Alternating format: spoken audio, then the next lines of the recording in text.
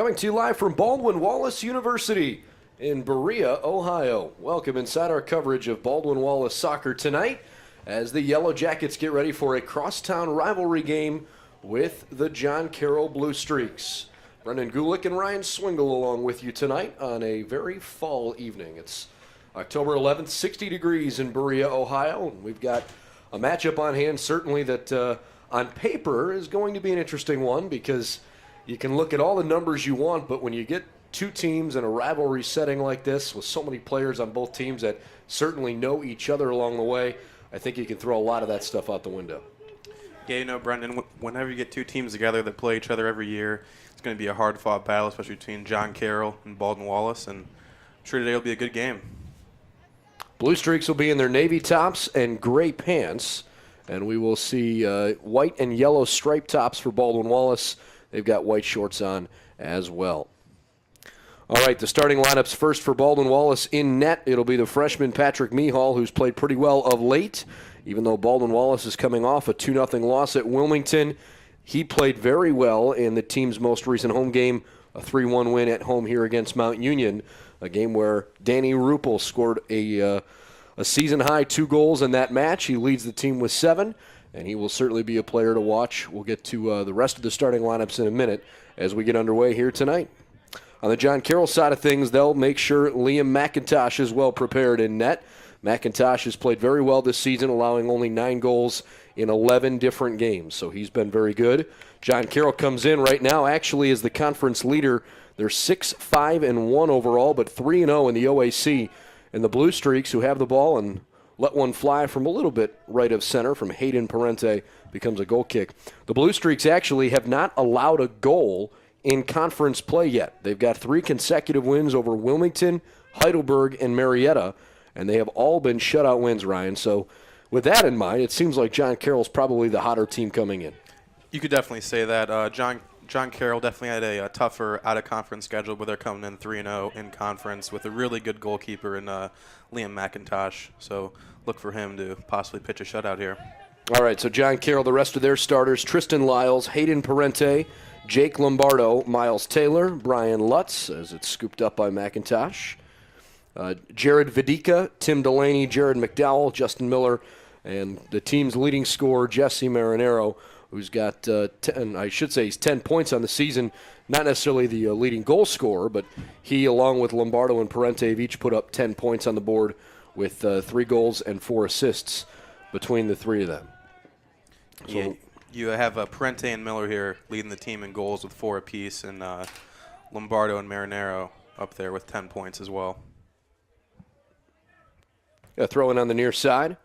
Just about a minute and a half here into the opening period. On the Baldwin Wallace side, they're 4-9 overall, coming in 1-2 in conference play. I mentioned the win against Mount Union, but they've taken a couple of weekend losses to Marietta in overtime, and then this past Saturday down at Wilmington, a final of 2-0 down in Quaker country. So hopefully the Jackets can find something going early, as they've, for the first couple minutes of the game here, possessed the ball a little bit more frequently. The starters for Baldwin Wallace tonight. Obviously, you've got Danny Ruppel up front. You can certainly keep your eye on number 9, Kurt Rainey as well, the sophomore from Mentor. Kurt Rainey's had a really nice season so far with 3 goals and 4 assists. Otherwise, Patrick O'Malley, Carter Sutton, Jack Shirley, J.T. Taubenik, David Elson, Jeremy Faust, Kyle Klimo, and Adam Grove are out there at the outset. Baldwin Wallace is really going to look to get the ball to Danny Ruppel out in the attack early, hopefully score some goals pretty quickly here and get out to a nice lead and sit back and play some good defense. Well, he's certainly done a nice job as a freshman. You can see him right in the middle of the field standing on what's essentially the football 30-yard line at the moment. He's a striker. He'll, for the most part, be playing all the way up. And truly, as a freshman, he seems to have a pretty veteran presence out in the field just because he's not afraid to stick his nose in places that otherwise you might see some guys be a little tentative. That one's played too far forward toward the corner, and it will cross the end line. Danny's first 7 games of this season, Ryan, he wasn't able to come up with a goal, and then it's kind of like the game slowed down for him, and things are starting to really come together nicely. I think he's got a pretty strong case at this point right now for Conference Rookie of the Year. Yeah, he's been playing really well of late. 18 points on the season total, 7 goals, all of those coming fairly recently as he just broke out of a slump there to begin the season as far as goals-wise. And, yeah, he's definitely one of the favorites in the conference for Freshman of the Year. Well, McDowell tries to play it over to the near corner. Brian Lutz right back to McDowell. Blue Streaks have played an awfully difficult non-conference schedule, although some of the opponents actually similar to what Baldwin Wallace has seen. We'll go over that in a moment when we get maybe a dead ball here. Blue Streaks controlling possession, trying to find their way toward the 18. Good footwork there by Parente. Crafty little midfielder. There's a foul and a free kick upcoming. Yeah, a lot of the same teams in the non-conference schedule. Both of these teams have played Case Western Reserve, Hiram, Penn State Behrend, and Fredonia State, which is up in New York. So there certainly is some familiarity there, and I'm sure when these two teams were preparing for tonight's game, they probably watched some tape against those teams in particular. Definitely a good idea to get some scouting advice there from those teams, looking at different looks they show. Definitely a good idea. Not a bad idea trying to let it go high and toward the near corner, but Lutz misfired. And so we've got a goal kick coming. Second goal kick here as the Blue Streaks immediately pressure Tobanek. It's turned over. Bad spot for a turnover. And a goal. Jake Lombardo finishes from just outside the 6-yard box on a poor defensive play by J.T. Tobanek. And just 5 minutes into the game, we are actually just a couple of seconds into the 6th minute. The John Carroll Blue Streaks strike first. Yeah, Lombardo really pressured that goal kick out of there, got the steal, and put it right in the back door behind the goalie. And really nice play by Lombardo. So Lombardo ties Hayden Parente and Justin Miller. They each have 4 goals on the season now, with Dalton Browski and Jesse Marinero each having 3. It's the 20th goal of the year the Blue Streaks have scored, and this is their 13th game. So a good offense, but not an outstanding offense. They have prided themselves, though, on solid defense. Even though they've lost 5 games, they've only given up 11 goals in their first 12. That's kind of come in bunches. Case Western Reserve is a team the Blue Streaks probably felt like they should have beaten. Case is 4-6-2 on the year. They beat John Carroll 2-0 in a game that was played at Case. Danny Roop will try to play one toward the box, but McIntosh will get over. The Blue Streaks actually, I mentioned they came in on a 3-game winning streak tonight. They'd actually lost 3 in a row prior to that, losing to Case, Carnegie Mellon, and Fredonia. Now the second of those two, Carnegie Mellon and Fredonia State, those are really good teams this year. Fredonia is actually 9-1-1, or beg your pardon, 9-4-1. Carnegie Mellon, the Tartans in Pittsburgh, they are 9-1-1 on the season. So those aren't bad losses. But the last goal that John Carroll gave up came in the 73rd minute 4 games ago. So for Baldwin Wallace to try and equalize something here early in the game will be important as Danny Roop will apply some pressure on the defensive side near Tristan Lyles. Yeah, John Carroll has really been playing some great defense coming into conference play here, and they look to continue that tonight against Baldwin Wallace. Throwing on the far side upcoming. We've mentioned Jesse Marinero's name a couple of times. Of course, the head coach for the John Carroll Blue Streaks is sort of a legend in the Cleveland soccer laurels. Hector Marinero, the all-time leading goal scorer in the history of indoor soccer professionally. Played for the Cleveland Force and the Cleveland Crunch, that franchise in Cleveland for a while. He was an outstanding player, and kind of cool he gets to coach his son at the college level. Jesse's a junior at this point, but he's had an outstanding young career so far. Gets his 13th start of the season tonight. Definitely cool to see a father-son combo out there with the head coach and son as a junior. Son Jesse is having a pretty good year so far. He was tied for second in goals, and now he's second in points behind Lombardo after that last goal score there. Well, Lombardo's got those neon green cleats on. You can keep your eye on him as the ball is played through. He's racing back, but shielded off nicely by Kyle Klimo, the freshman defender from right next door, Berea Mid-Park. 1-0 John Carroll. Ball game got underway just about 8 minutes ago. Sent down the field by Yellow Jacket keeper, freshman Patrick Mihal. And a throw-in coming here on the near side. The OAC standings, a little bit interesting at the moment because the Blue Streaks had started with 3 straight wins. And again, they're not against the best teams in the conference by any stretch, but they did start with 3 straight wins, and so John Carroll is actually in first place, even though Ohio Northern is currently ranked 5th in the country, and the Capital Crusaders have also been right around the top 25 as they enter play today. Capital's gone all the way up from 23rd to 18th in a poll that was released earlier today by the NSCAA. So you're talking about 2 teams in this conference, Ohio Northern and Capital, who, by the way, played to a 2-2 draw last week. Those are 2 teams that are probably going to be the top 2 in the conference when things come to a close. But at the moment, it's the Blue Streaks 3-0, and it's Capital and Ohio Northern each at 2-0-1. Then you've kind of got everybody else filing in underneath. Definitely some tough competition in the OAC this year with Ohio Northern and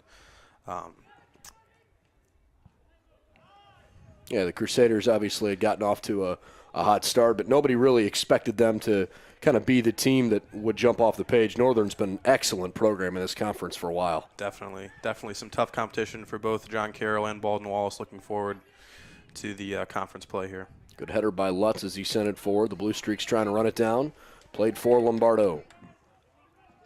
Now Klimo's right on his tail. Lombardo tried to thread it through, but Lutz couldn't run it down quickly enough. Tobenik takes possession for a moment. Bad centering pass, and the Blue Streaks give it away. Far side defender in the first half is Jared McDowell, the sophomore from Pittsburgh Central Catholic. Wears number 18 on his back.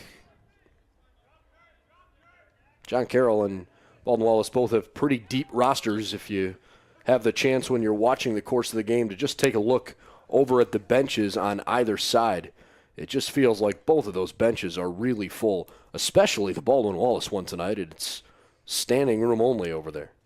Yeah, they've brought in a pretty large freshman recruiting class here. Lots of guys on the team right now. Hopefully continue those numbers looking forward and building for the future for Baldwin Wallace here. Played into the middle, right at the feet of Justin Miller. He goes back to his right. Here's Tim Delaney. Delaney, a former Archbishop Hoban athlete. Played toward the corner, not a bad decision. Flicked back toward the top of the box. Lombardo tries to maintain possession. Lots of touches. Marinero flicks to Lombardo, who unloads, and it's right into the gut of the keeper, Patrick Mihal. Well, they got to be awfully alert. Patrick Mihal was sort of on his toes, and Lombardo fired a strike right to him. He's done a good job so far this year. Younger goalie here in the net tonight, but hopefully looking forward, he can do some good things for Baldwin Wallace in the future. Jacob Lombardo's 6th-minute goal, his 4th of the season, put John Carroll ahead early, 1-0.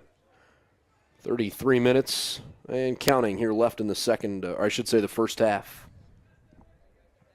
So what's to come for Baldwin Wallace after today's game? Well, they're starting to get toward the end of the season here. There's still some conference games left, and the OAC postseason play is not out of the question yet, but boy, the Yellow Jackets really need a result here today against John Carroll if they want to really put those hopes together, as a decent shot is fired wide of the net.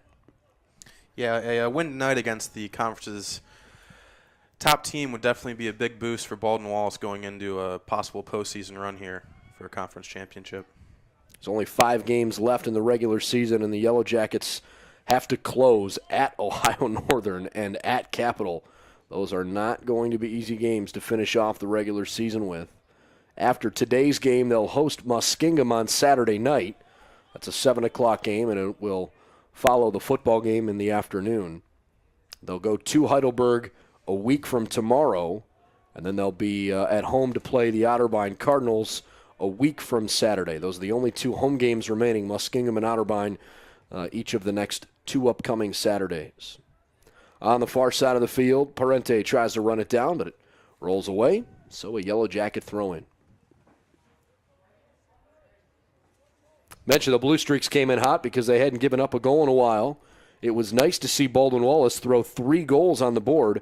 It seems like in the games they've played well, most notably their 4 wins, 3 of those 4 wins have been high-scoring efforts. They've scored 3, 5, and 3 goals in those 4 games. In the only other win, they beat Grove City 1-0 in their final non-conference game of the year. So kind of feels like the secret for Baldwin Wallace is to get something going early that they can really build on, or else sometimes they've had some trouble. Yeah, definitely a key for Baldwin Wallace to start off on the attacking end early, which so far hasn't been the case. John Carroll has kept most of the possession in their attacking third, but hopefully looking forward we can get some more attack out of Baldwin Wallace. JT Taubenek did a good job of shielding that ball down in the corner.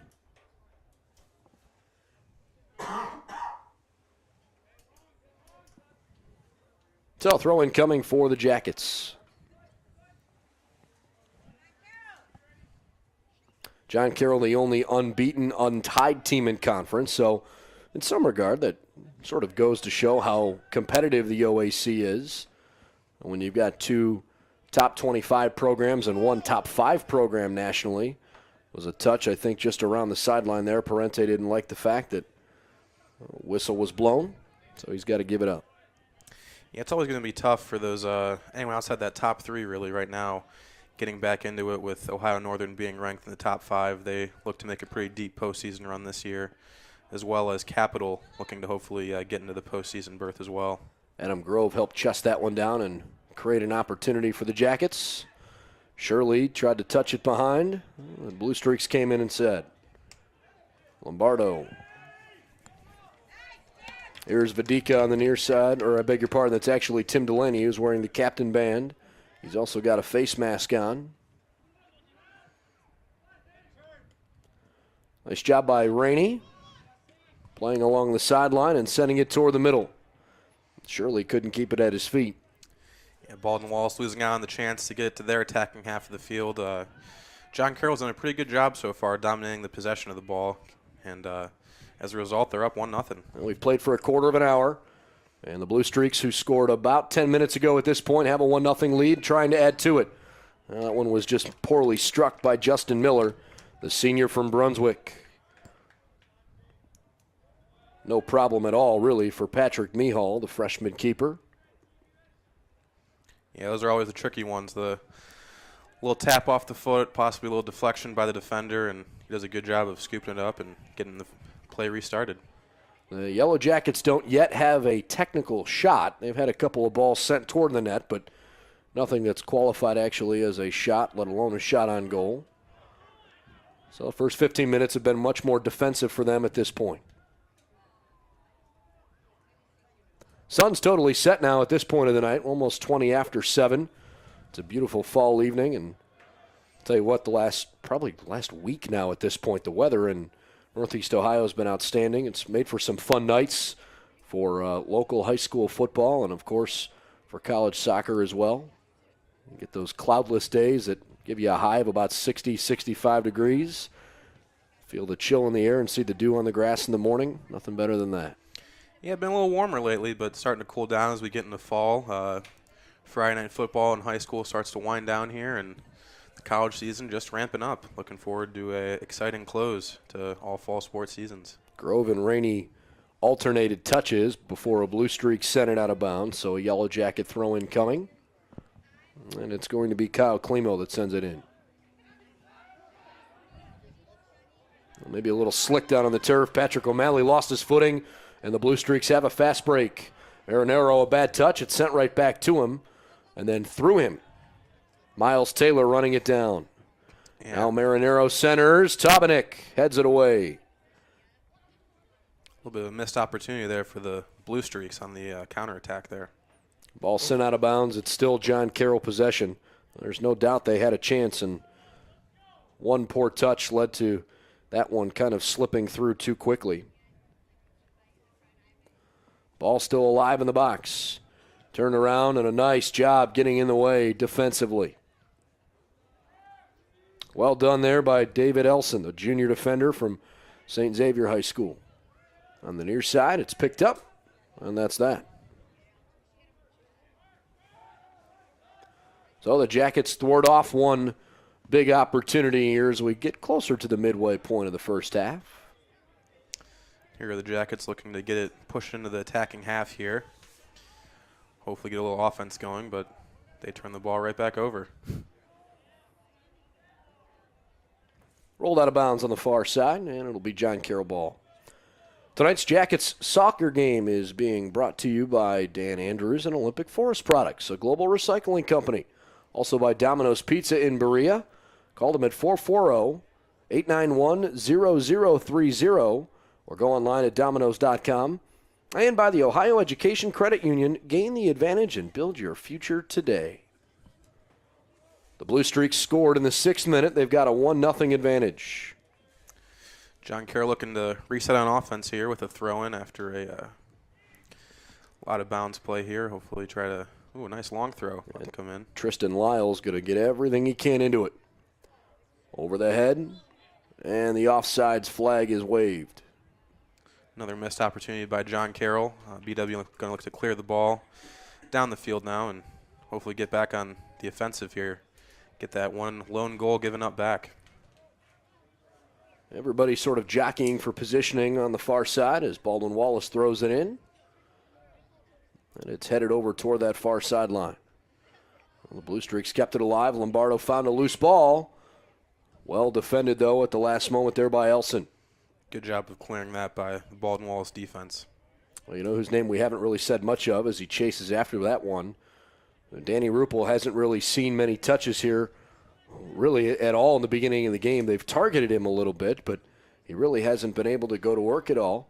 Really, the whole BW offense has been pretty stagnant so far. Haven't really been able to get the ball back on that half of the field. It's been mostly all JCU possession so far. The ball's out of bounds, and John Carroll will throw it in. I can't imagine that's much of a secret on the John Carroll side. They are trying to stop Danny Ruppel. When you get a freshman who's put 7 balls in the back of the net and has a full head of steam, he's also got 3 game-winning goals this year already as the Blue Streaks send one over the top of the net. Not a bad idea from that far out, but too much on it. Yeah, he's definitely been their primary offensive weapon for the Yellow Jackets is Danny Ruppel, and they're definitely going to need to get him going in order to get back into this ballgame. Still very early. 24 minutes and counting here this first half. It's only been about a 20-minute game here thus far, but the Blue Streaks do have the lead. Maybe something building as Rainey tries to play it through, but he slipped it through as Danny Ruppel couldn't get to it, and the defense cut him off. And cleared toward the middle. Miller can't run it down on the far side. Instead, it's David Elson on the attack. Elson plays toward the middle, and Blue Streaks got in the way. Parente sends it backwards for a moment. And now John Carroll tries the far side. Lombardo cut in front of Climo. He was able to get something on it for a moment. Ball rolls harmlessly away. It seems like the Blue Streaks are really kind of moving the ball up the outside. And yeah. I know it sounds silly, but they've had so many more centering passes into the middle of the field than Baldwin Wallace has at this point. So we see a couple of Baldwin Wallace substitutions here. They're going to bring 3 new faces on. As soon as we get a better look at them, we'll certainly let you know. Yeah, Baldwin Wallace really hasn't done that good of a job of attacking the outside parts of the field. They've been really trying to push the ball up the middle too fast, I feel like, and getting the ball turned over to the other way to John Carroll. Well, sophomore Ryan Hassel and freshman Rafael Davalos are definitely 2 of the new subs. Jack Shirley has come off. Ryan Hassel had replaced him. Throw-in comes in to Lombardo. Lombardo plays it across. Delaney to the far side. Back to Lombardo for a moment. The closest BW player there on the far side, that's the newbie Ryan Hassel. He'll play up in the formation. Nice ball fed through, but maybe just a little too much. Yeah, a little too much on that through ball there, just past the end line there, going in for a goal kick. Junior Jared Vidika did a nice job seeing that develop.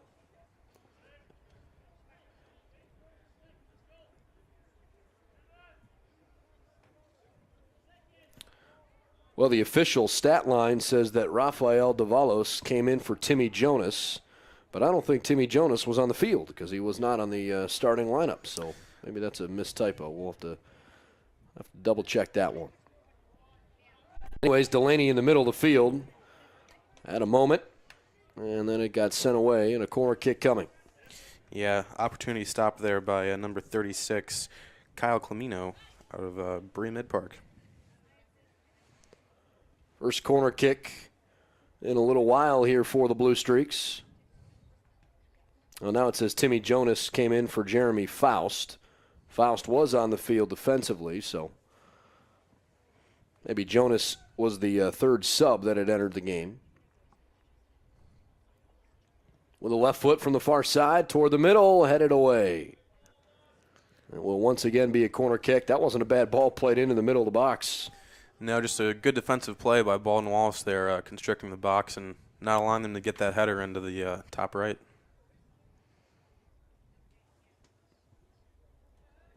Patrick O'Malley in the middle of the box. It got free. Slipped on through. Well played in by Brian Lutz, but apparently nobody touched it on the way through, and it will be a Baldwin Wallace throw-in. Yeah, decent corner there. Got right through the whole offense. No one could really get a foot on it, and now we're going to change possession. Marinero fighting for it. It's touched right back to him.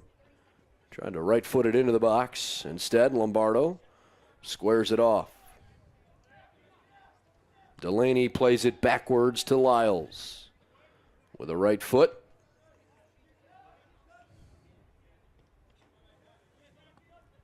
Marinero runs it down.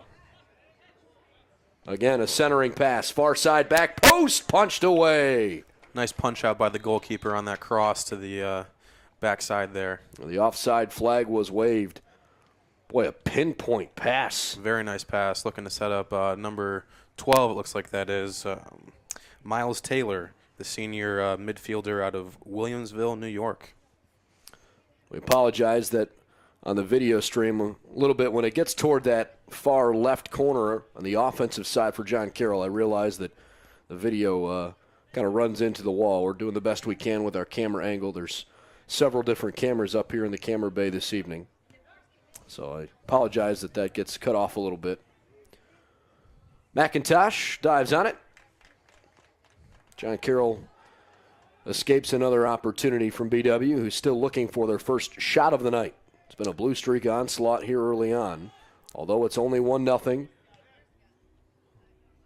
Little touch right back to the middle. Rafael Davalos running all over the place, trying to keep it away from the men in blue. Maybe something here. Ruppel sends to Rainey. Rainey centers, backside, and unfortunately, we saw the turf monster come up and get Ryan Hassel. Legs fell out from underneath him. Yeah, nice cross there to Hassel. He just couldn't come up with the ball, and now it's back to John Carroll looking for the goalie to reset the play here. 18 minutes and change left in the first half. Ryan Hassel has to come toward the net before Liam McIntosh, the sophomore, decides to pick it up. Former keeper for Lake Catholic. Out on the east side. It's a Mentor product. Delaney sends it toward the corner, but miscommunicates with Brian Lutz. There's a couple different Blue Streaks waiting to check in. I think they're going to enter at this point.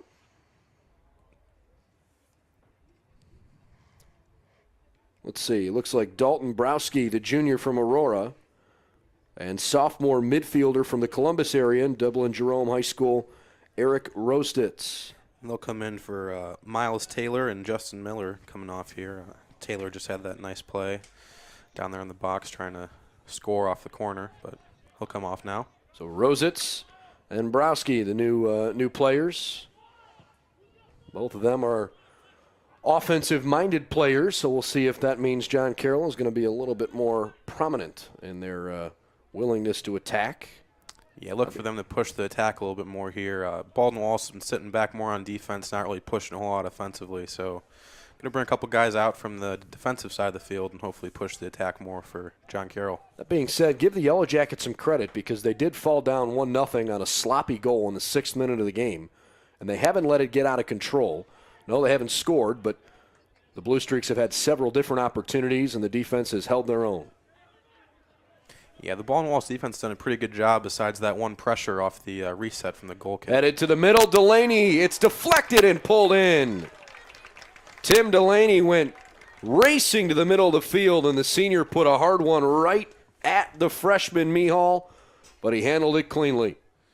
Yeah, Mihal had a little bobble on there, but he eventually scooped it up and had a nice save there.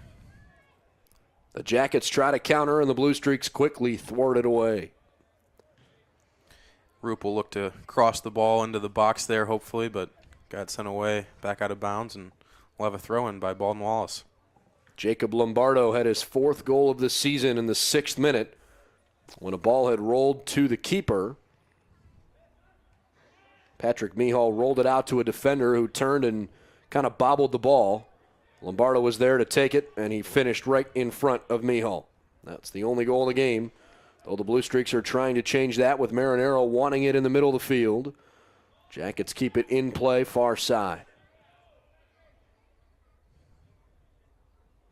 Good through ball for a moment for the Blue Streaks. And then it's cleared away. Number 36, Kyle Klimo there on the clearance by Baldwin Wallace as we look to reset off of a foul by BW. So the Blue Streaks will have a free kick. John Carroll trying for their last tune-up before they head to Ohio Northern on Saturday. They've got a big matchup coming up and try to build some momentum first. Lutz, it's headed to no man's land in the middle. That's too bad. There were 3 Blue Streaks kind of going forward, and John Carroll had an opportunity. It's also pretty fortunate for Baldwin Wallace that it didn't come into play. Headed toward the middle. It's sloppily around, and the ball just barely stayed out of the net. I think a whistle was drawn, and so the play died. But still, nail-biter there for the Jackets. Very close there. Kyle Klimo, number 36, able to get the ball out of was almost in the back of the net and clear it out there for a goal kick now off the reset. Klimo's the defender on the near side with the red headband and the orange cleats on, and he's been involved quite a bit here today. This is JT Taubenek sending it forward, and he puts it right into the heart of the John Carroll defense, and the Blue Streaks take possession back. Lyles sends it forward. Looking for Marinero, and it slips through. Nice job defensively. Well, it was for a moment. Then Lutz poked it away. Rolled out of bounds, and it's still going to be a throw-in for the Blue Streaks. Marinero looking for the box. This is Rositz. Wallace does a nice job of clearing the ball out of danger there. Another good play by the Baldwin Wallace defense, who's held up pretty tightly besides the one mishap on the lone goal that John Carroll has scored. Lutz really tried to flick it to the back post, and he just got over-aggressive. Looks like we're going to have an offsides here by John Carroll. By the way, the substitutions in this ballgame earlier, I mentioned that Browski and Rositz had come in. They replaced Miles Taylor and Justin Miller. Those had been adjusted on the John Carroll side of things. Just want to make sure you know who actually is out on the field.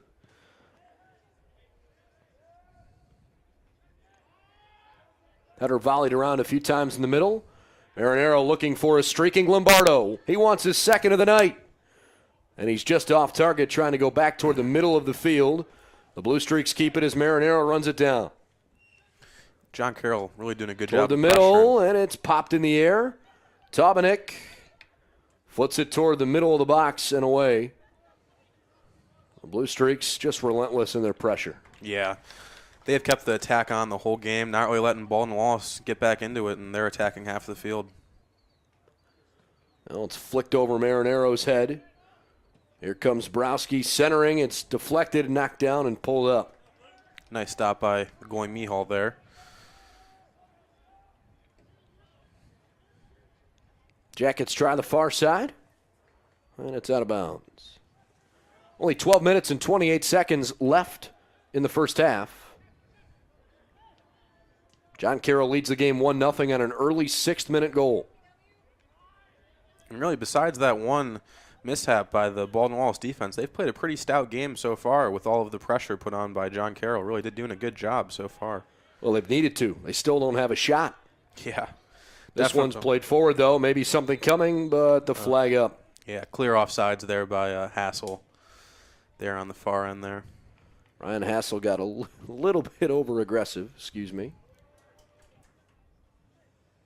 It's probably well done by the defense if we're giving credit.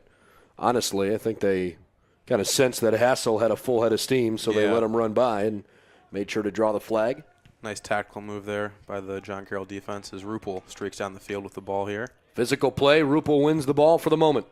In toward the corner, and it's stolen away, and then rolls out of bounds. That'll be a throw-in for BW here, looking for them to get a nice opportunity here in their attacking third, possibly get the equalizer here from the throw-in. Jared McDowell helped run it down for the Blue Streaks. Looks like they're going to give him a corner here. Corner kick coming.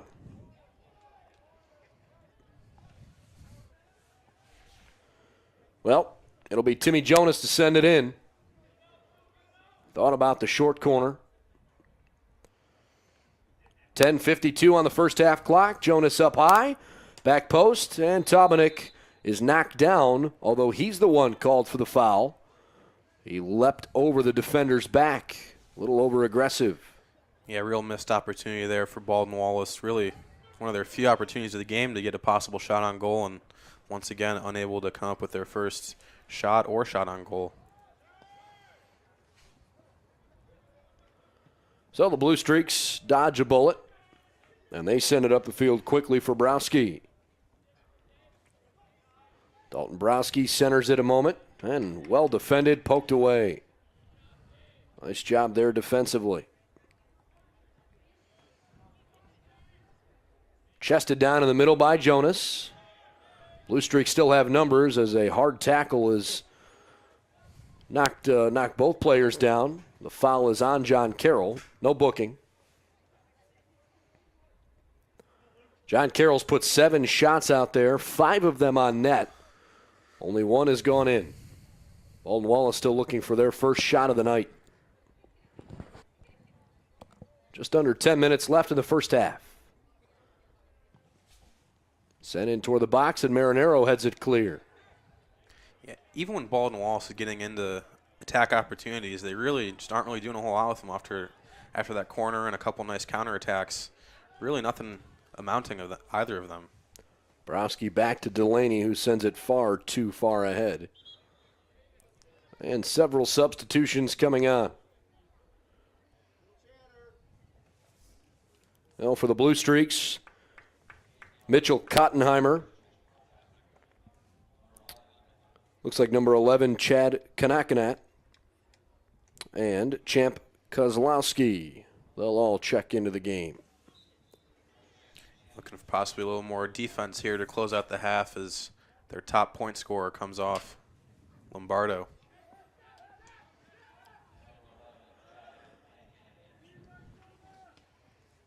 Near side, Climo looking for Rainey, and he loses control. Beg your pardon, number 11's last name is actually pronounced Kanakanat, but it's spelled K-A-N-A-K, K-A-N-A-T-T. It's a tough one there. Kanakanat. Not a big guy. He's only 5'5", sophomore from Akron, St. Vincent, St. Mary. Here's Rainey touching over. Possible cross here by Hassel. Hassel looking for somebody backside, but nobody home. Ball stayed in bounds. Play on. Under 8 minutes to go in the first half. The only goal, a 6th-minute score from Jake Lombardo and the John Carroll Blue Streaks.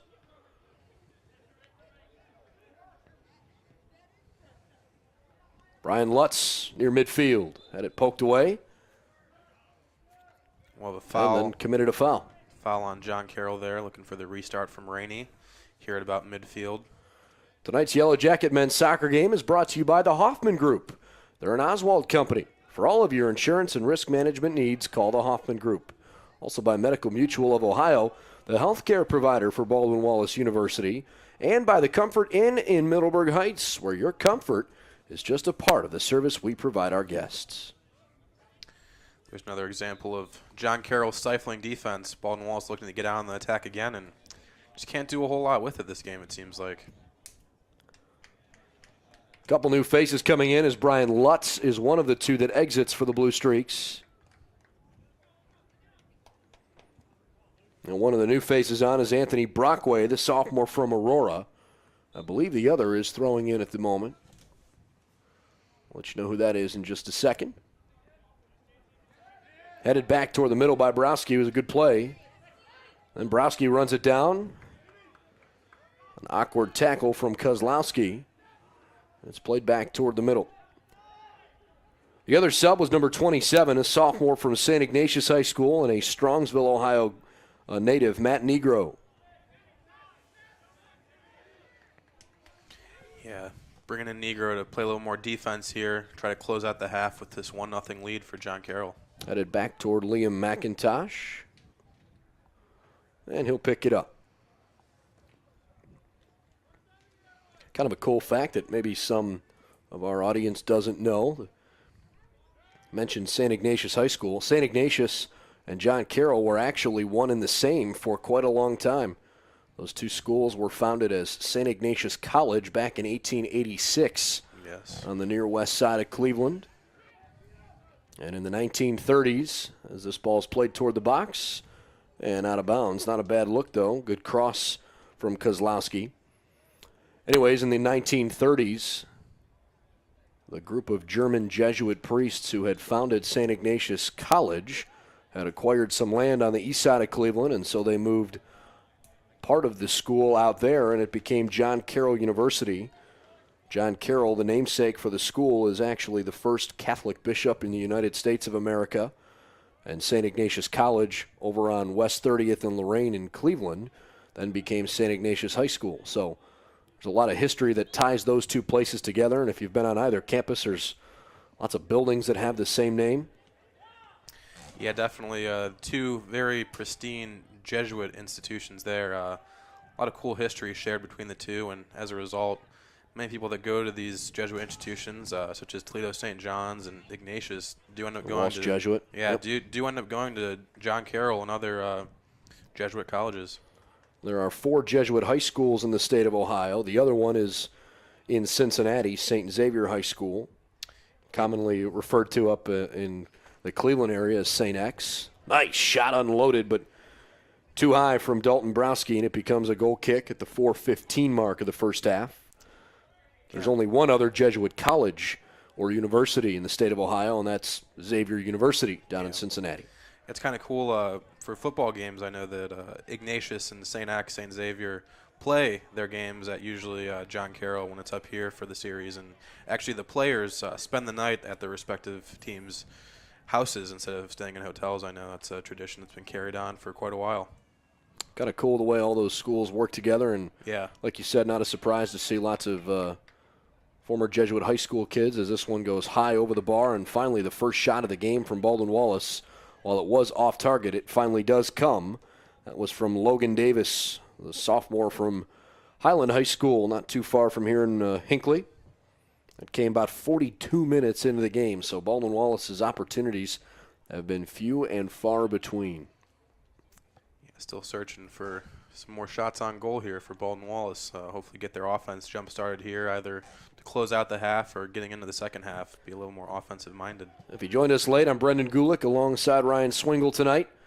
This is the middle of the OAC schedule between crosstown rivals John Carroll and Baldwin Wallace, a game being played this year at Baldwin Wallace University. Under 3 minutes to go in the first half, the Streaks have a 1-0 lead thanks to a 6th-minute goal from Jacob Lombardo. John Carroll in blue, Baldwin Wallace in white and yellow, as the ball loosely rolls down that far sideline and out of bounds. Yeah, so far both teams have been on the defensive side. Not really, especially from Baldwin Wallace, not really pressuring the offensive at all. John Carroll has had quite a few more opportunities on goal with their more attacking mindset so far. That's John Carroll's Michael Melfi, who's had a couple of starts this year. Where's number 9? He's actually got the ball at the moment in the midfield. Touch far side, and the offside flag is up. It's happened a few times so far this game on both sides on the counterattack for Baldwin Wallace, and I think this might be the third one for John Carroll.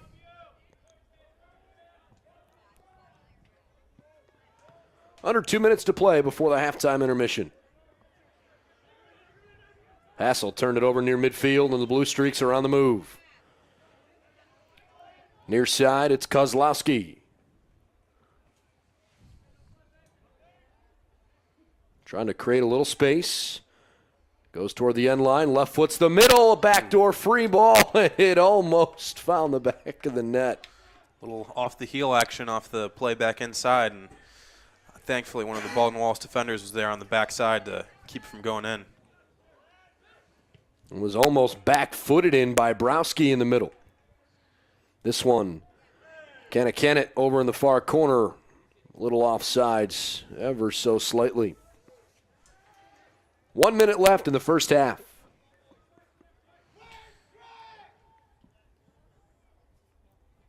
Goalie pushing the team back upfield, hopefully looking to clear the ball out, possibly get on the offensive in the last minute of the half here.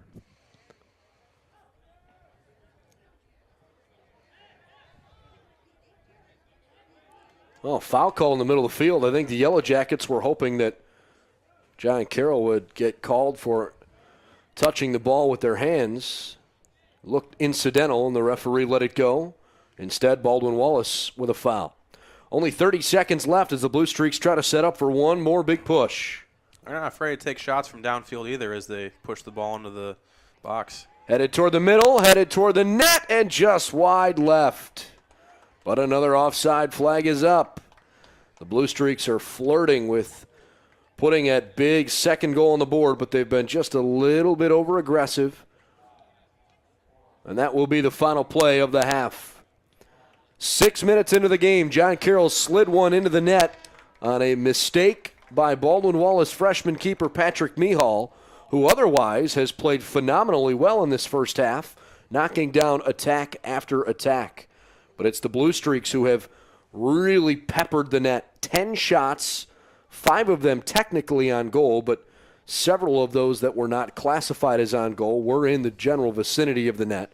Baldwin Wallace had one shot from almost 30 yards away, and that's the only thing that they've put even close to being on the net here tonight. Yeah, good job by the John Carroll defense. They're not letting any of the Baldwin Wallace attacks amount to really a whole lot.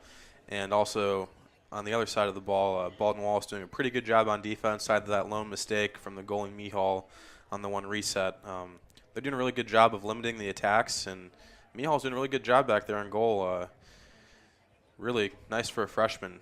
Young nucleus for the team with him and Rupel leading the defense and offense. Well, we got a 15-minute halftime intermission, and we will step aside during that time. But about 14 minutes from now, we'll get underway with the second half. And when we come back, we'll get underway and give you all the play-by-play in half number 2. Jacob Lombardo's only goal stands on the board. It's 1-0 John Carroll at halftime at Baldwin Wallace.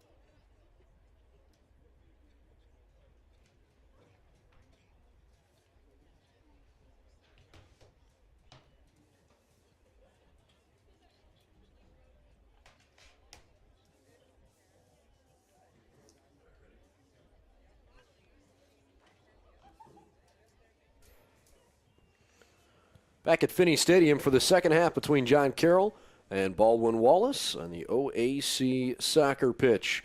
Brendan Gulick and Ryan Swingle with you. It's 1-0 John Carroll as we start the second half. Jacob Lombardo punched one in from just a few feet away from the net in only the 6th minute of the game. John Carroll got off to an awfully hot start. And boy, I'll tell you what, Ryan, they tried like heck to extend that lead. But Baldwin Wallace defense really played well, and give a lot of credit to their goalkeeper as a freshman. Patrick Mihal was tested, and he really did a nice job keeping this a 1-0 game.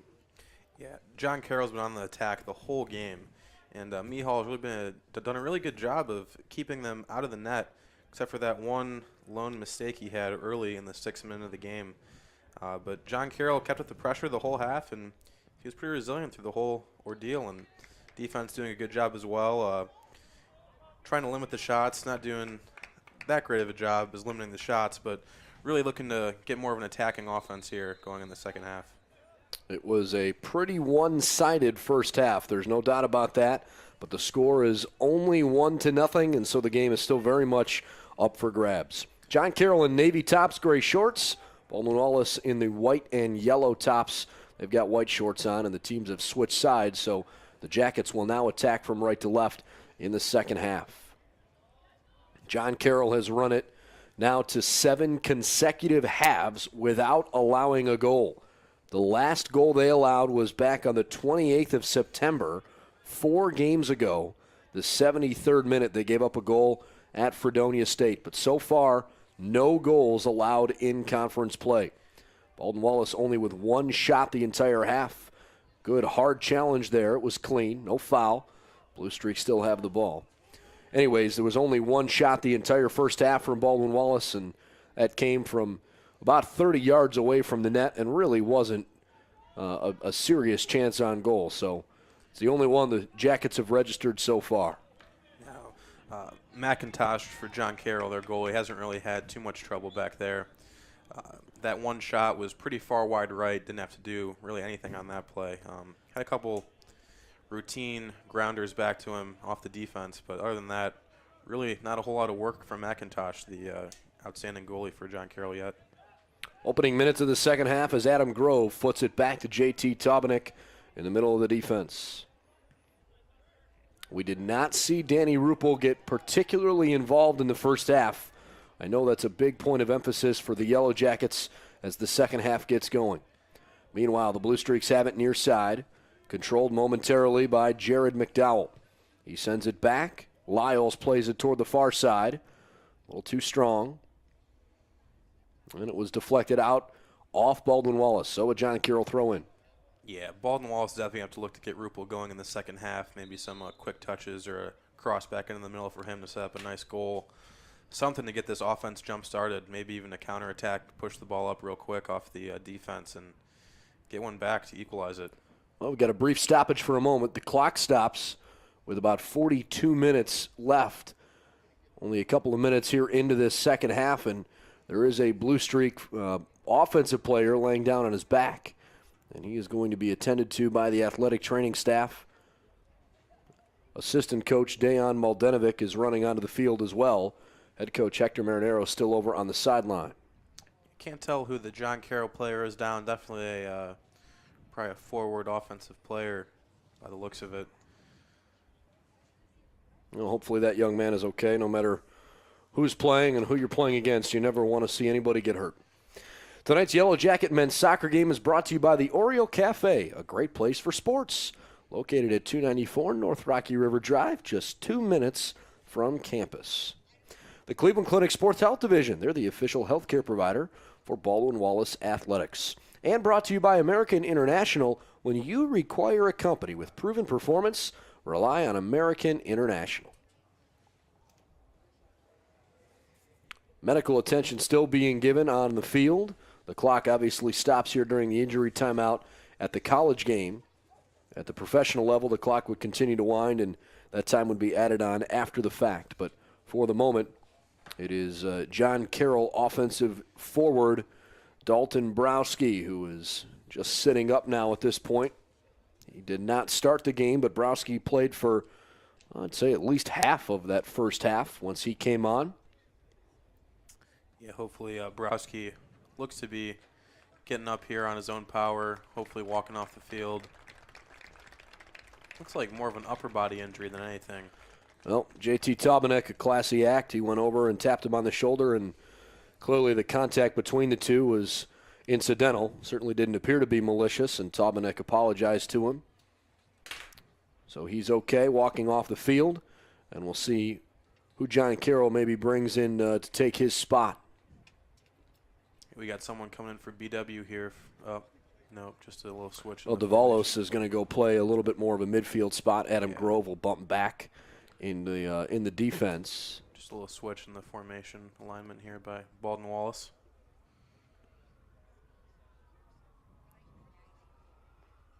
Coach Hector Marinero standing over there talking with Dalton Browski, who is not on the field at the moment, but he is hoping that he can return. As we hear some sirens going by in the background, there's an ambulance. Yeah, hopefully Browski can get back into the game and not have to miss a whole lot of time with whatever injury just sustained. Well, he is over waiting to check in, so the Blue Streaks will play a man down for a moment. The ball is played in. Centering pass. Headed toward the near side. Justin Miller running it down. Keeps it in play. Centered back toward the left. Lombardo strikes and he misfired. Low and left of the net. Nice job by the BW defensive crew in there to get in the way of the ball, possibly tip it out, and at the very least challenge the shot, forcing it to go out wide left. Browski returns. He challenges the ball for a moment. You could tell he's a little bit ginger out there, but hanging in there. Meanwhile, the Yellow Jackets mount an attack. They send one for Hassel, who heads it past McIntosh. That was off of a beautiful cross from about the 25-yard line of the football field out there.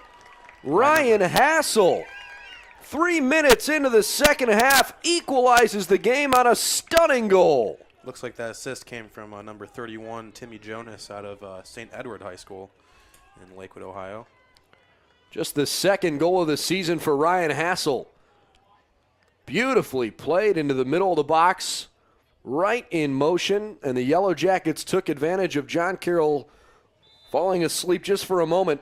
It's the first goal all season the Streaks have allowed in conference play, and it's the second goal of the year for Ryan Hassel. We are tied at 1. That was a really nice play by the Baldwin Wallace offense there. Set up off of a nice cross by Jonas to put the ball right in the backside of the net. Comes in the 48th minute. Meanwhile, the Blue Streaks trying to quickly counter. Nice little opportunity there for the Blue Streaks. Missed there on the cross, had it right, goalie out of position, defense off balance, and couldn't capitalize. First shot on goal all game as Kurt Rainey gets the assist.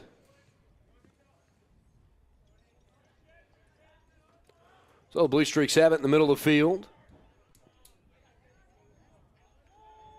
Now into the far corner.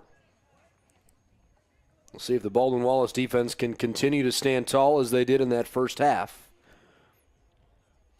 Actually, on the official game stats, it's given credit in the 49th minute instead of the 48th minute. If you're keeping control with us. Good, hard challenge on the far side. It's a clean play, but that didn't mean that it didn't hurt. Yeah, I got Kurt Rainey down there getting up a little slowly on the far side of the field there for Baldwin Wallace after the hard tackle by the John Carroll defense. Looking at a little shoulder issue there, came down hard on it. He looks to be all right, and play will restart. So throwing coming, and it's from David Elson. Lofts it high into the box, headed toward the backside, and the John Carroll defense holds. Possible. Got a corner opportunity here for Baldwin Wallace after playing that off the head of the John Carroll defenseman. Looks like Jonas will take the corner. By the way, in the second half, Rupel, Hassel, Davalos, Rainey, Jonas, Elson, Klimo, Taubenek, Grove, Faust, and Mihal all out there to start for BW. This one toward the back post. Headed free and clear. And the Blue Streaks kick it out of bounds. John Carroll starts the half with McIntosh in net. Marinero, Taylor, Vidica, McDowell, Lyles, Lombardo, Browski, Parente, Lutz, and Rositz all out there to get started. BW's throw in from the far side toward the middle. A break here coming for Lombardo, who tries to maintain possession with a lot of pressure coming. He's got the ball. 2 steps and across to the middle. It's a good one. Backside. A strike and a wide shot just off to the right. Nice setup by Lombardo there to get the ball back in the middle. Just a tad outside, a little bit too much on that one from, looks like number 12. Well, Jesse Marinero actually the one that struck it. Marinero was just off wide to the right. And you can tell the look on his face was a little distraught. Lombardo played a phenomenal ball into the box.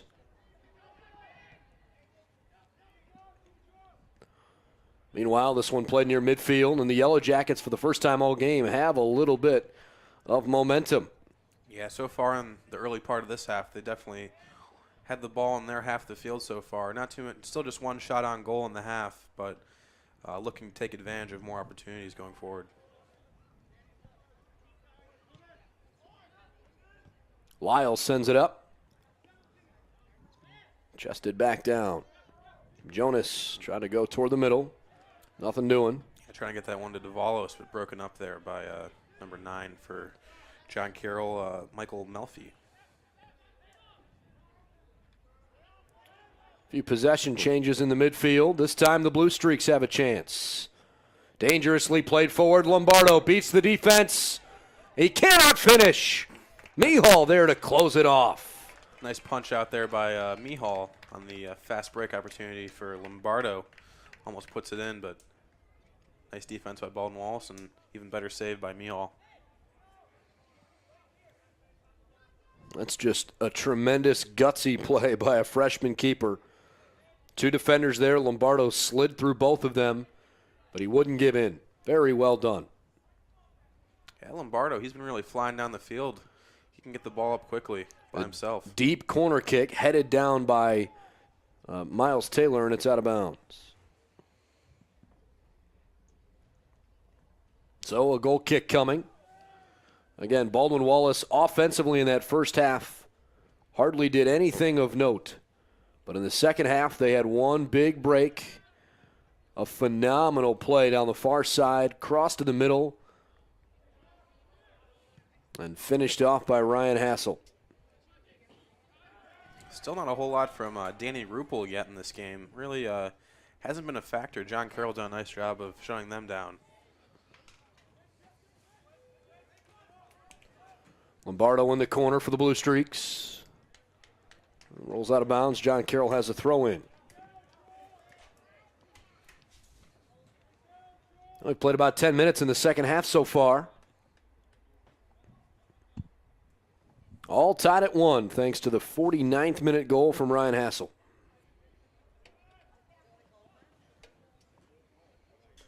Another John Carroll opportunity. Hard line drive throw headed away. Good effort, but off the mark. No real danger there on that throw-in from John Carroll. Head out of the back line, and the goalie will reset with a goal kick, looking to push the offensive now for Baldwin Wallace.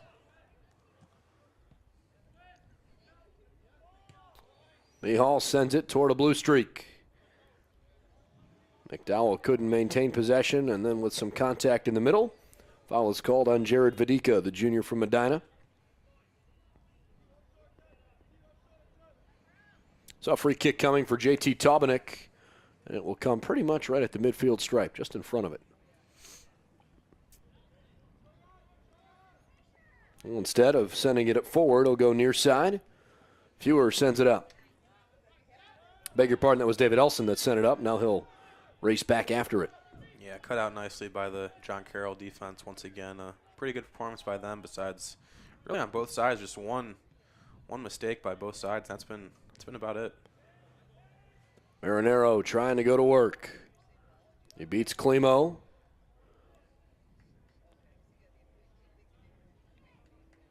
Well, he flicked it toward the corner for his teammate, who never followed him. So Blue Streaks turn it over again. Yeah, another goal kick here for Baldwin Wallace. Trying to push the ball upfield a little bit here. Early in the second half. 1-1 tie at this point.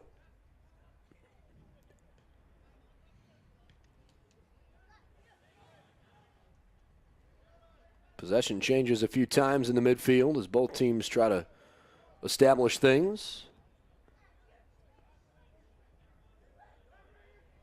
John Carroll's been the more physical team in this game. I don't think there's any question about that, but BW's sort of weathered their storm. Danny Ruppel nearly got a meaningful touch. Definitely a physical game so far, but you'll have that with any conference rivalry, especially one of this magnitude with John Carroll and Baldwin Wallace. Really, each other's two top rivals, I would say. So the Jackets throw it in. No whistle on the contact. Yeah, a little contact there by number 8 from John Carroll, Eric Rositz, but nothing doing there. Watching Dalton Browski race after that ball near the keeper. He seemed to be running at full speed, so whatever brief injury he suffered early in this half doesn't seem to be still bothering him. Meanwhile, Tristan Lyles did a good job of not letting that sneak through for the Blue Streaks. Yeah, Ruppel was really trying to make a nice run, but really couldn't connect on the pass. They really weren't on the same page there. Parente and Lyles exchange passes. Sent up to the far side. No offsides. Flag up. A shot, and it's off the post, out of bounds. Yeah, a little wide there by the John Carroll attack, looking to push the ball up the field on a little counter action there. Another pretty good offensive strike here by John Carroll, really applying the pressure pretty much all game long for the most part. That was Lutz that was off target. Just over a half an hour remaining in regulation, 32 minutes. Lombardo heads it forward. Onside, and a save by Mihal. Another tremendous save by the freshman in net. He's really playing a great game this game so far. Just the one mistake, but other than that, it's been pretty magnificent what he's doing out there in the net. Marinero tries to run it down, but Mihal is there. Well, so far, the Blue Streaks, early in the game, the storyline was their constant peppering offensively. Obviously, they got the early goal and established some momentum out of the gates, but it's really been all Patrick Mihal since then because he has stopped everything. Hassel is there. Well, he puts a bad kick on it. The opportunity was there for Hassel, possibly offloading it to either Jonas or Ruppel coming on the near side here, but nothing making of that attack by Baldwin Wallace. I think he got a little bit, maybe the eyes got a little too big Yeah. that time. Saw the two defenders coming in, just took the quick shot, but really couldn't get a good hit on the ball and puts it wide of the goal with really no trouble for the goalie there. John Carroll and Navy attacking offensively here. Good spacing. Lombardo sends it toward the corner. Well, he ran it down, but too late.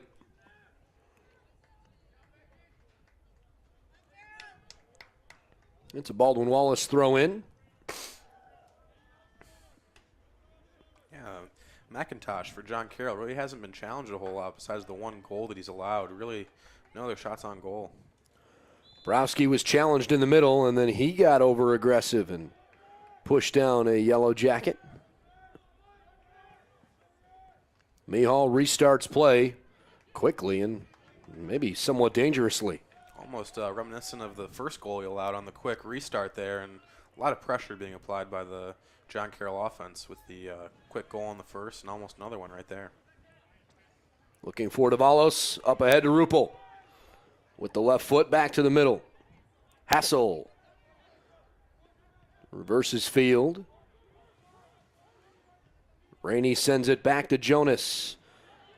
And the Yellow Jackets give it away. Not a very good ball by Jonas there, looking to get it back to Ruppel, it appeared, but couldn't quite get a good foot on it there. Lombardo gave to Parente, who sent it to the far side. Didn't have enough on it. And Vidica lets it roll away harmlessly. Here comes Tim Delaney back into the game. He'll enter as a substitute. Eric Rositz, the sophomore, has a seat. Delaney was pretty impressive in that first half. Really attacked a lot early in that first half. You would think that his entry back into the game would be an offensive upgrade for the Blue Streaks. Yeah, the captain of the team really did a good job of attacking there in the first half, setting up some teammates for some nice opportunities, and really just running the whole offensive show for them. Well, you said setting it up.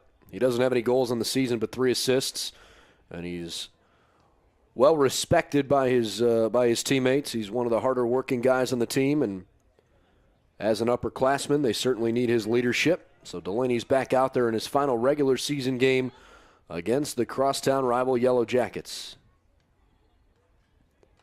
Ruppel misplayed it, and it rolls away. So Jared McDowell will throw it in.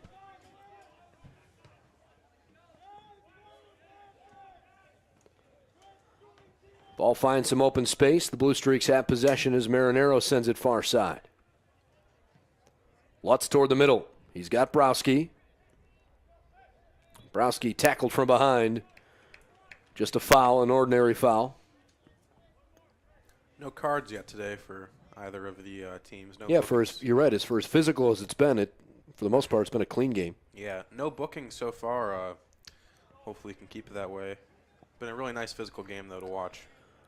I believe it's Lutz to take the free kick. He's taken several of them already. 1-1 tie. It is Lutz. Headed back post, and it's wide. He was just off target on that one. Looking for the back corner was Marinero. Couldn't quite get it. Couldn't quite get a good head on it. And sure, Marinero probably wanted to tuck it in the net. The other side of the coin was he was off target enough that he almost found another teammate coming in on the other side, and that would have been a wide open net. Oh, yeah. They had the goalie playing far to the right and easy backside entrance there, but couldn't quite connect. Lombardo tries to maintain positioning. The Yellow Jackets look to send it forward. It's chested down. Lutz on the give and go, far side. Excellent closing speed by Rafael Davalos. Wow. Both of them went sliding into the track. Ball's thrown back in. Here's Tim Delaney. Good pass. Near side, maybe an opening. And Ruppel comes from nowhere. Steals it away and sends it forward. A little offsides here by Hassel. Clearly about 10 yards behind the John Carroll defense. That is easy an offsides call as you're going to get. Nonetheless, that's the best play Danny Ruppel's made all game. Yeah, really hasn't been involved in the offense a whole lot. Not a whole lot of touches for Ruppel, but, I mean, when they're trying to shut you down offense, I guess you got to get involved in any way you can. And right there, he makes a nice defensive play and almost sets up Hassel, who was just offsides. Now you can tell that ever since this game became a tie, BW seems like they've got some extra energy, but it's still the Blue Streaks that have had the majority of the opportunities. Maybe something here for Ruppel and the Jackets. He sends it forward. Not a particularly good play from an otherwise good young player. Yeah, he's been really struggling so far this game. Hasn't really had a whole lot of opportunities, we said before, and hopefully he can get out of it and possibly put him ahead with a goal or an assist of a nice setup here. 26 minutes and counting left here in this second half. If the game remains tied at the end of regulation, we'll go to a golden goal opportunity. 2 brief overtime periods, and if at the end of both overtimes it's still tied, the game would finish in a draw. But Marinero's in front of the net. No flag up. It's a goal. Very nice assist there on the cross by number 14, Brian Lutz, it appears. From about 25-yard line out, he really put it right where Marinero needed it and put it right in the back of the net. I think the Jackets were looking at the official on the near side from your perspective down in the corner, looking to see if there was an offside flag to be waved.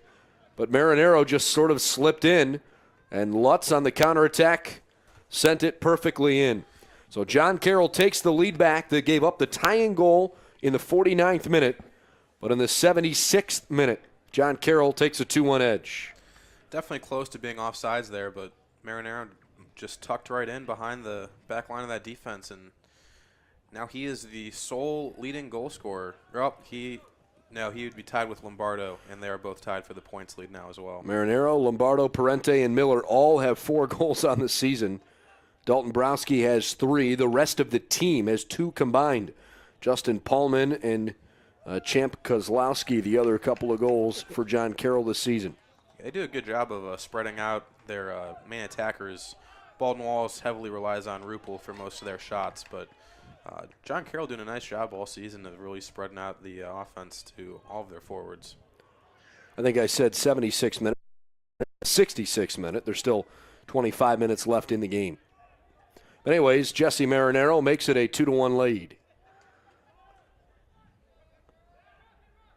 You almost felt like that was coming at some point with the way John Carroll's just consistently mounted their attack. I know the scoreboard only shows a 1-goal difference, but I'm just trying to call it the way I see it. I mean, this game really has been pretty one-sided tonight. Yeah, they've definitely been on the offensive attack the entire game. Really a good job by Mihal, just limited to 2 goals at this point because he's been peppered with quite a few shots from that John Carroll offense. Lombardo from the middle gives it up. Left-footed shot, and Mihal sends it over the top of the net. Hayden Parente with the left foot tried to slip it over the top. And a tremendous leaping, punching effort put the goal over the top of the net. I should say put the ball over the top of the net. And it becomes a corner kick. Yeah, very nice punch out there by Mihal, otherwise saving a really good goal into the top half of the net. The Blue Streaks just scored 2 minutes ago. They are trying to add again. Looking to score off this corner here. Put a ball in play into the box and possibly head it in. A low line drive kick, and it's popped away. We'll have a throw-in coming. That's been the theme of the game, though. John Carroll on the offensive all game, really not allowing BW to get a whole lot besides a few counterattacks there on the BW side.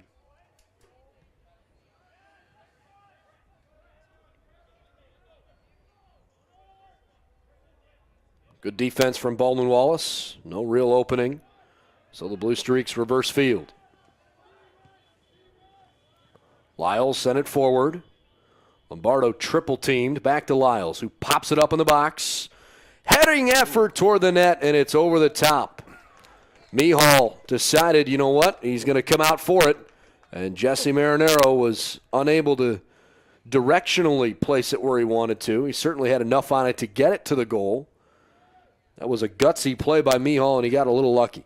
Yeah, definitely leaving the net there, taking a little risk, and thankfully Marinero couldn't put it back into the back of the net. Hard contact near side, and that's an easy whistle as Tristan Lyles, the junior from New Albany, tackled Danny Ruppel. The two of them get up. All is well.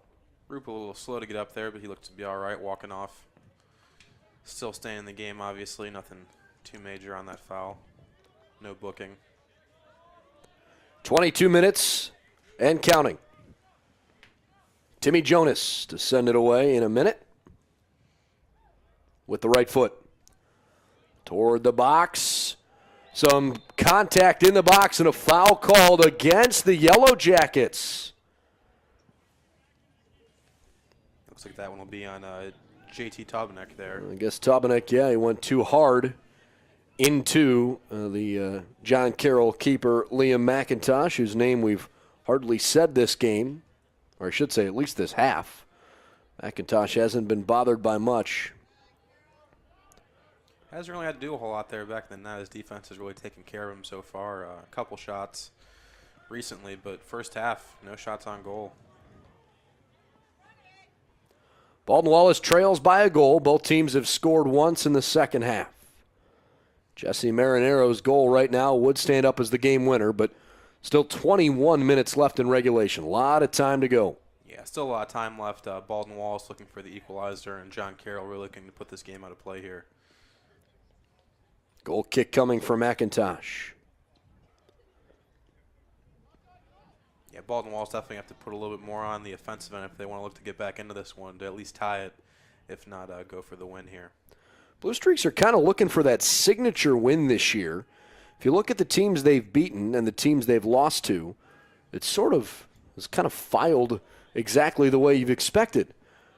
They've beaten teams whose records aren't all that impressive, and they've played well but not been able to beat teams who are very good, like Carnegie Mellon or Fredonia State, The only really disappointing loss they had was against Case Western Reserve, who's 4-6-2 right now. And they lost that game 2-0 in a game that was played actually at Case, but that's only a few miles from John Carroll.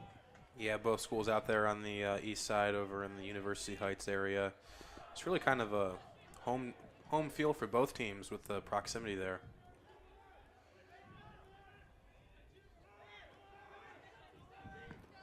Played through to Rupel. He overran his own pass. Then he left foots it into the middle. It's deflected back to Hassel. Then Rupel's there. Tried to head it backside, and he couldn't come up with the perfect touch. Misplayed that one off the header, off the nice pass back from Hassel on the little give-and-go action there to Rupel. Tried to put it in the top right corner, but couldn't quite get it there. 3 new Yellow Jackets coming on. It looks like Rupel, Davalos, and Hassel will all check out. Getting some fresh legs there on the attack, but they've really been dropping the one forward back and playing more of a defensive with only one back on offense there. It's been Hassel the whole game, and Rupel's been really dropped back more playing defense. Logan Davis, Jack Shirley, and I believe sophomore Garrett McHugh have all checked in. Sent out of bounds on the far side. It is the sophomore from Illinois. Garrett McHugh hasn't played a ton this season, but he's going to offer probably Rupel just a short breath. I can't imagine that down a goal, Danny Rupel would be on the sideline for too long. Yeah, it looks like McHugh's going to play the position of Hassel as that lone guy back, really not really playing a whole lot of defense, looking to be more of the attacking effort there. But I'm pretty sure we'll have Rupel back in the game pretty soon here. Left foot sent forward. The Jackets have an opportunity as Rainey comes toward the box. Saved by McIntosh. Nice hard hit there by Rainey. Try to get it in the bottom right. Maybe even cross the ball over and get an open net on the backside. Easily his best defensive effort of the game.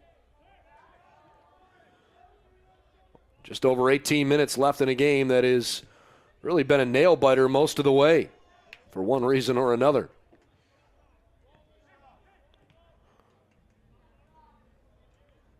John Carroll has possession far side. Hayden Parente. He overran his own touch. Now he has to strategically place it. I believe this is Delaney who hops it to the keeper and nothing doing. We got a Yellow Jacket down there. That JT.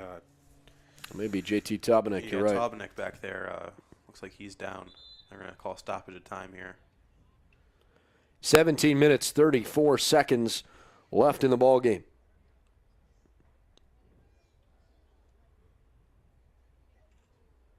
Yeah, it is Tobanek back there. Looks like a left leg injury, possibly crouched down, holding his left leg.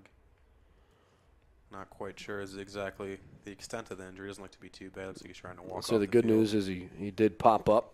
Yeah.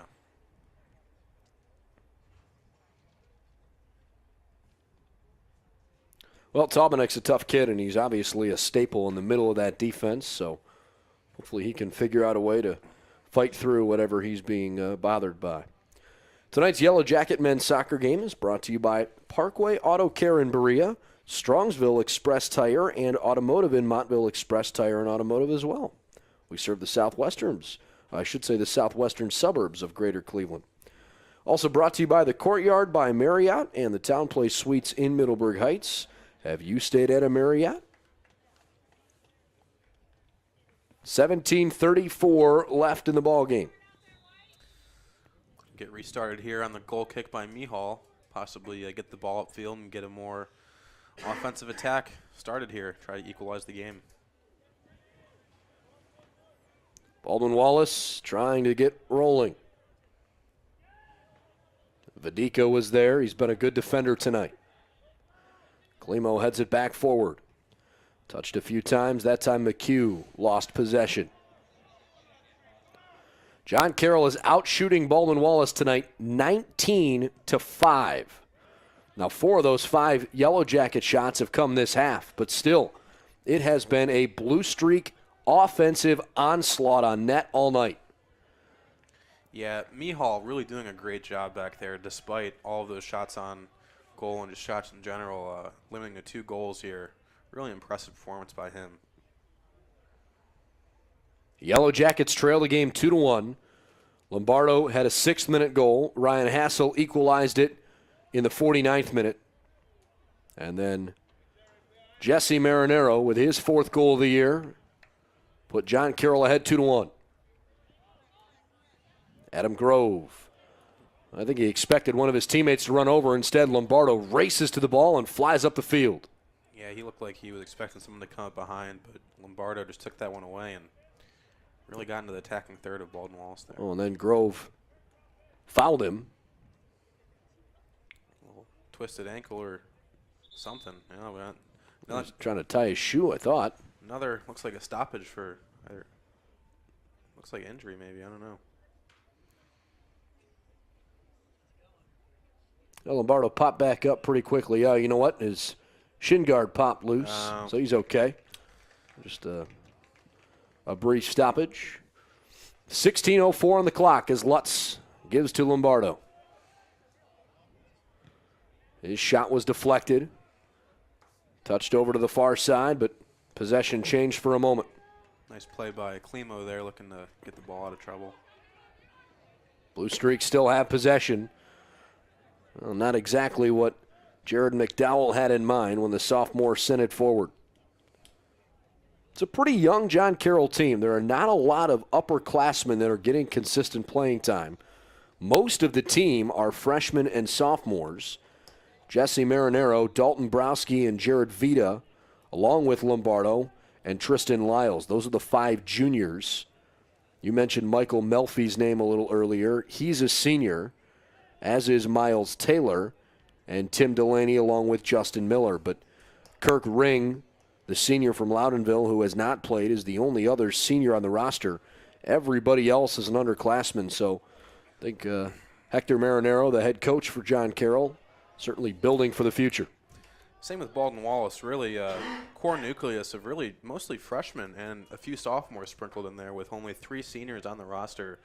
Really looking to build towards the future. Lombardo finds an opening, chipped backside, and it's punched away. Holy cow, what another good stop by Mihal.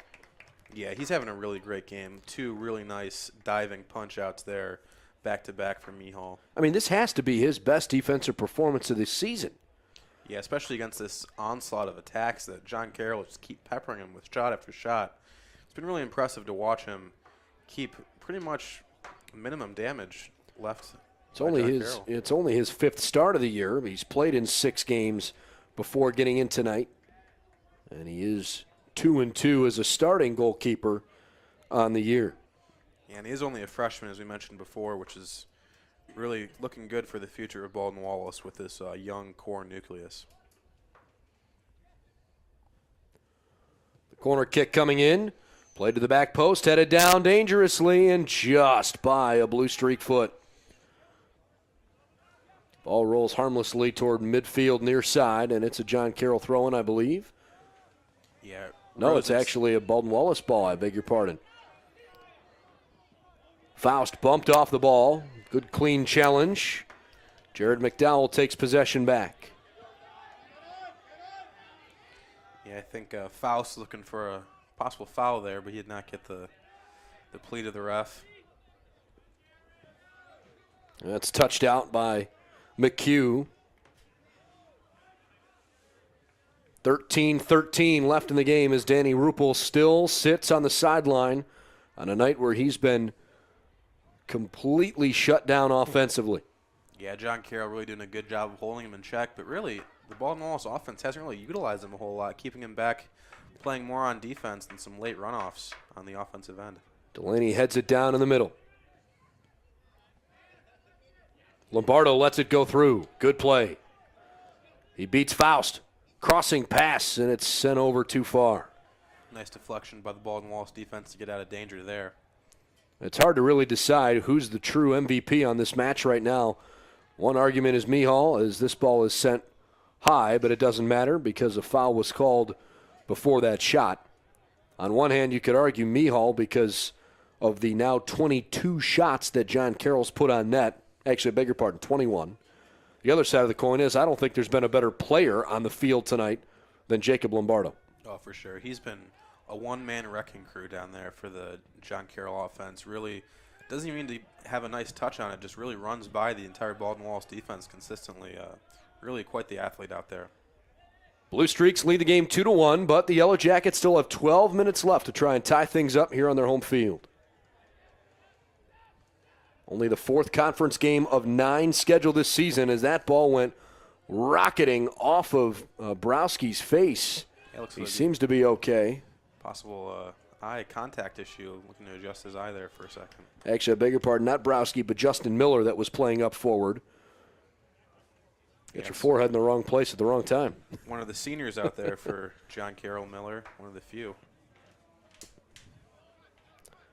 Blue Streaks are out shooting Baldwin Wallace 21-5 tonight, but it's just a 1-goal difference as we enter the final 11 minutes of the game.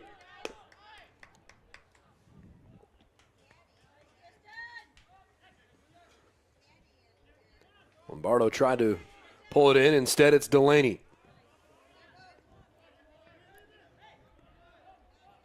Miller, well challenged. Back to Lombardo, who tries to beat Faust.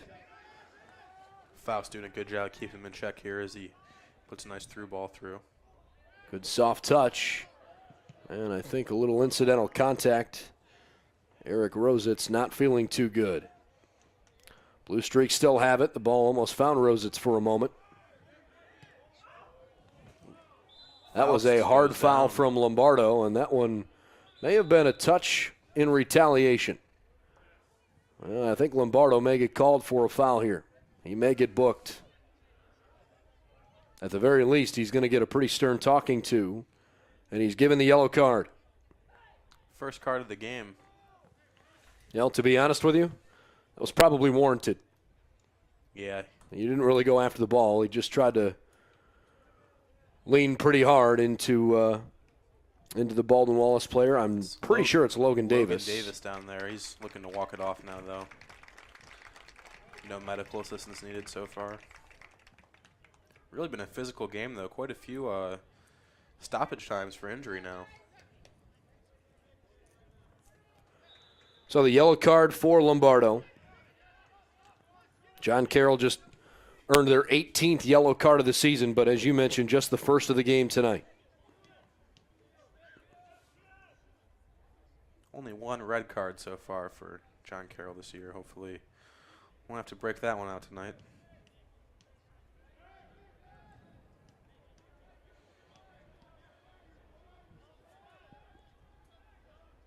Far side near midfield, the Blue Streaks maintain possession. Looks like Ruppel and Hassel are looking to check back into the game here pretty shortly for Baldwin Wallace. We are under 10 minutes to go in the contest. Looking to get that last little push of offense here in the last 10 minutes to hopefully equalize the game and send it into some extra time. Hard play into the middle. Blue Streaks have it. Soft touch ahead, but nobody's there. Be interested to see how aggressive John Carroll remains down the stretch as Lombardo almost stole it away. Do they continue the same mentality they've had, or do they try to go into more of a defensive mode?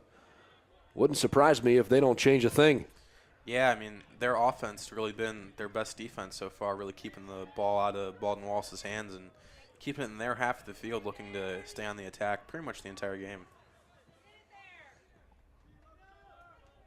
Eric Rositz has done a nice job as a midfielder today. Did not start the contest, but he's played meaningful minutes.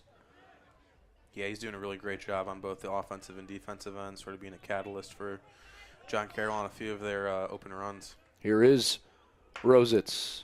I beg your pardon, that was Miller. Yeah, Miller, the senior there. Looking for Marinero on the far side, and it's a header out of bounds. We get a couple substitutions here. You mentioned Hassel and Ruppel checking back in. John Carroll will send Hayden Parente back onto the field. So Garrett McHugh leaves. Jack Shirley leaves as Hassel and Ruppel return. Let's see who came off there for the Blue Streaks on the far side. I believe it was Champ Kozlowski who hadn't touched the ball much. Meanwhile, the Blue Streaks have an opportunity It was deflected by the keeper on a decent shot on net.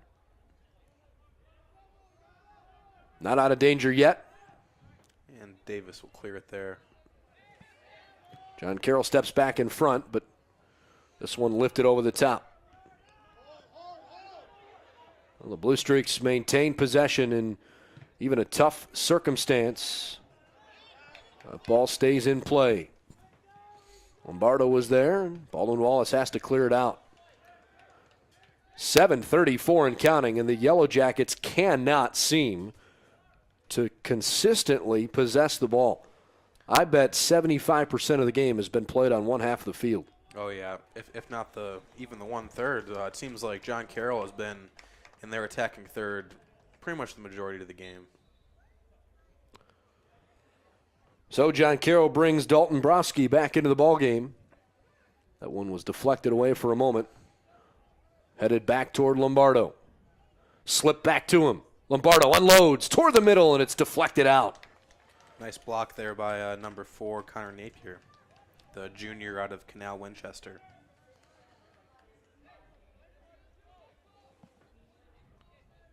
I can't imagine what it must be like at the moment for the defense on the Baldwin Wallace side. They have to be worn out. It's been a constant frustration all night long.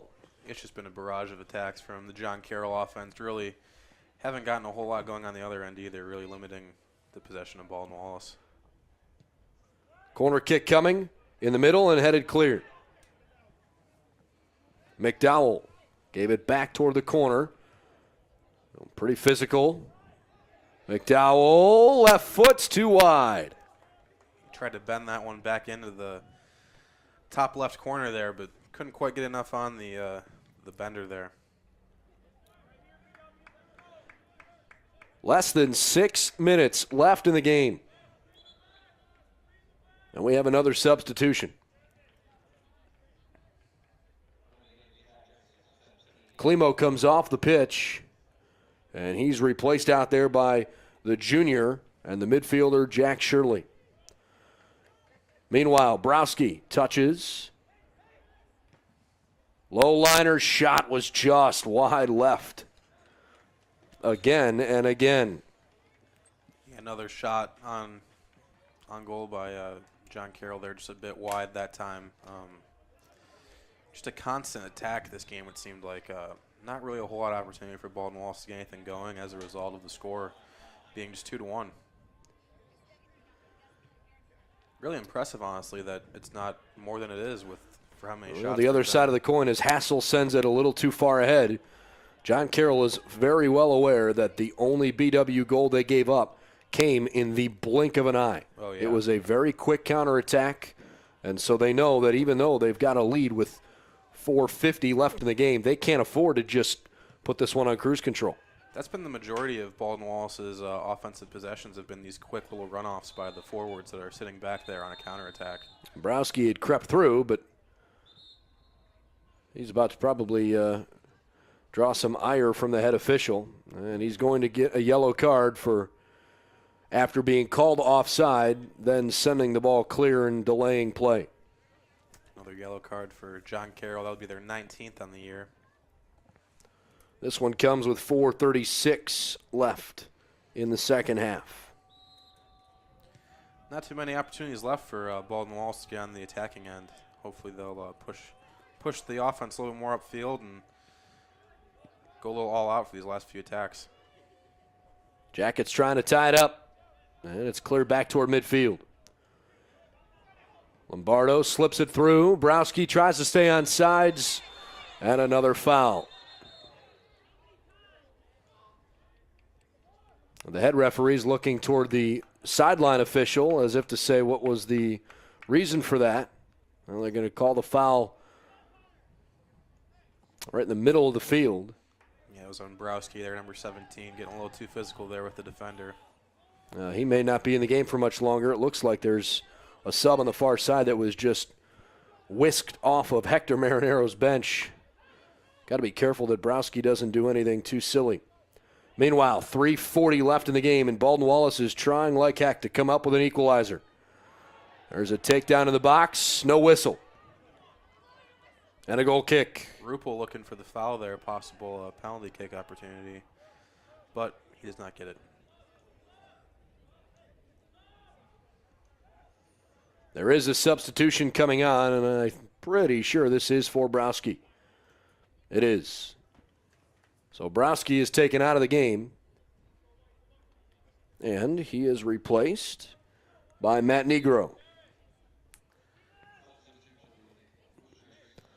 All right, McIntosh sends it away with 3:15 and ticking. Delaney heads it toward the far side where Miles tries to run it down. Miles Taylor couldn't get to it. 3 minutes to go. Adam Grove lost possession. Lucky for him, the ball was headed back. Taylor sends it forward and over Marinero, but he still chases after it, and it's out of bounds.